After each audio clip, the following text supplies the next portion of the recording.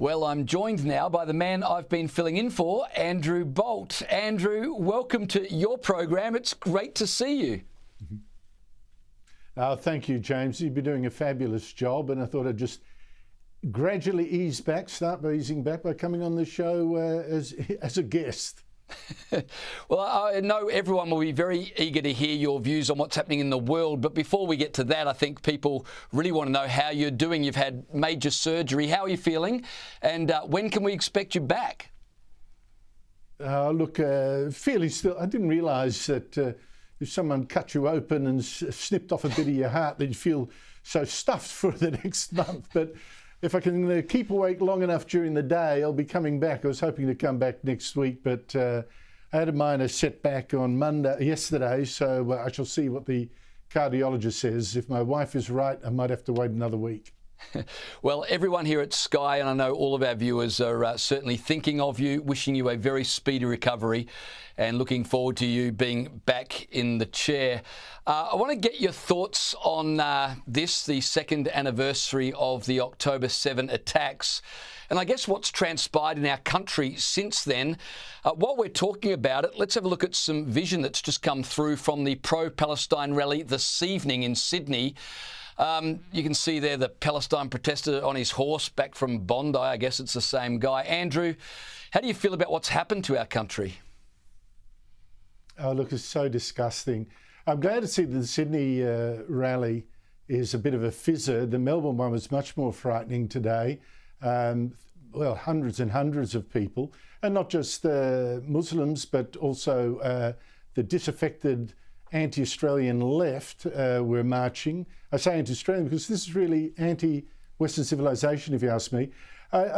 What's one of the most disturbing things today, apart from the graffiti that you've covered today about, it's pro-Hamas, is a statement by the Australian National Imams Council, which represents most of the Muslim preachers in the country. I've got it here in front of me.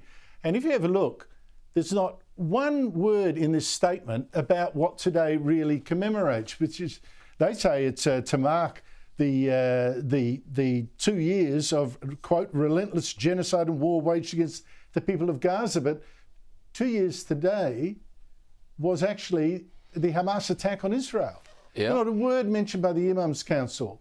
Not a word. Israel didn't launch a full-scale invasion of Gaza for another 3 weeks to free the hostages and destroy Hamas. So this is a co-opting of a day of tremendous grief, the murder, rape, beheading and kidnapping of so many Jews. Well, it's being co-opted as oh no, this is really about Palestinians instead. I think it is sick. And I've got to say, the Albanese government should look at this and hang its head in shame for how it's encouraged this kind of sentiment in this country. Yeah, absolutely. You're completely spot on.